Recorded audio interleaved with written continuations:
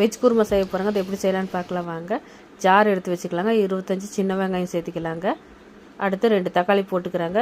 Cut பண்ணி சேர்த்திக்கலாங்க. தனியாக அரைச்சி எடுத்து வச்சுக்கலாங்க. அடுப்பில் குக்கரை வச்சு ஒரு 4 ஸ்பூன் எண்ணெய் ஊற்றிக்கலாங்க. பட்டை, கிராம்பு, ஏலக்காய், மராட்டி மூக்கு இதெல்லாம் சேர்த்திக்கிறாங்க. ஸ்டார் பூ சேர்த்திக்கிறாங்க. இதெல்லாம் நல்லா வணங்கட்டுங்க. அடுத்து நம்ம அரைச்சி வச்சுருக்க தக்காளி வெங்காயத்தை சேர்த்திக்கலாங்க. இது கூட கருவேப்பிலை தலை சேர்த்து கிளறி விட்டுக்கலாங்க. எண்ணெய் பிரிஞ்சு வரட்டுங்க.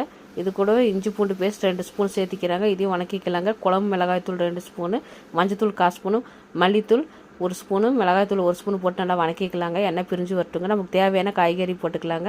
நான் கேரட்டு, பீன்ஸு, உருளைக்கிழங்கு சேர்த்திக்கிறாங்க. விருப்பப்பட்ட காய்கறி போட்டுக்கோங்க. போட்டு கிளறி விட்டு கொஞ்சமாக தண்ணி ஊற்றி கிளறி விட்டுக்கலாங்க.